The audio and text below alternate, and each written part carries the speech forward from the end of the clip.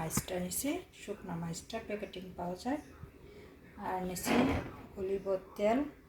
আমি প্রথমে ডেকচিটা গরম দিছি, এখন দিয়ে দিতেছি পরিমাণ মতো অলিভ তেল।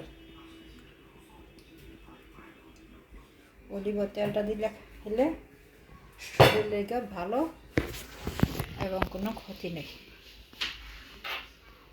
এটা খেলে আরও ভিটামিন অলিভ তেল। কোনটা বাঁচলে বাচ্চারা যেতে খাইবে, তৈলাক্ত জিনিস খুব কম খাওয়াটা ভালো। অলিভ তেলটা খুব শরীরের লেগে ভালো।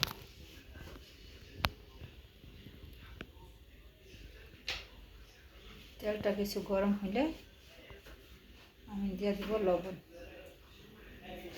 পরিমাণ মতো লবণ দিতেছি।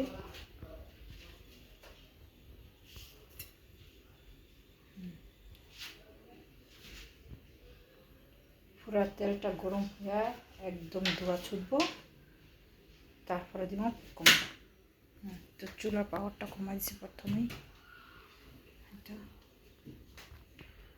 যখন মাছটা দিব ফুটা দেবো, তখন চুলাটা চাইরে দিয়ে থবো, আস্তে আস্তে চুলাটা ফুটবো।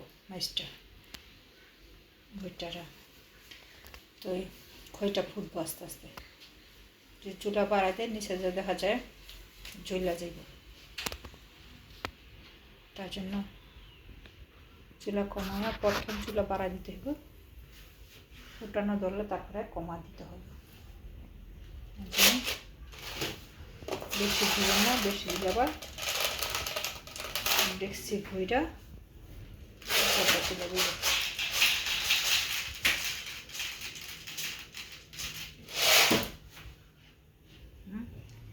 দেখলাম এতটুক।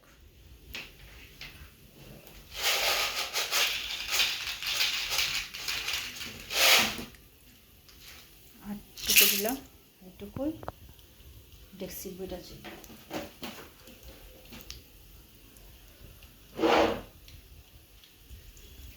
এখন আমি এটাকে মিক্স করে দিই।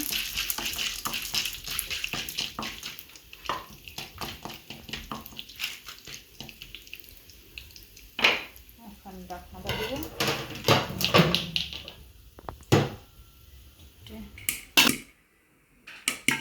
আবার একটু ঢাকনাটা খুলে দেখাই, দেখুন কীভাবে করছি।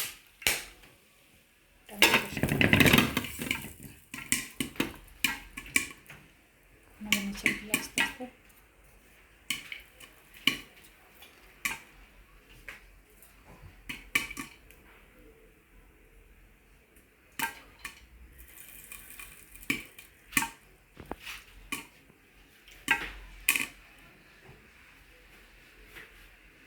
এই যে সম্পূর্ণ ফুটে গেছে।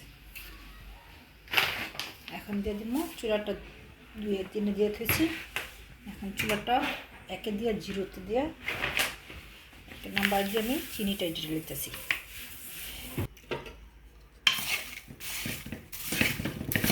গরম দিলে চিনিটা গলে যাবে। চুলার উপরটাই খাই আমি চুলাটা বন্ধ করে বন্ধ করে নেই, এখনও 1 নাম্বার আছে, হালকা তাপ আছে, যাই বন্ধ করা কাছাকাছি। একটু হালকা গরম আমি দিছি, চিনিটা গইলা মিক্স হয়। এত বেশি গলবো না, চিনিটা হইব না। এই যে সুন্দর মিক্স হয়ে গেছে চিনিটা। চিনিটা খইটা ছিল একদম সাদা ফকফকা। এখন চিনিটা দেওয়া আছে,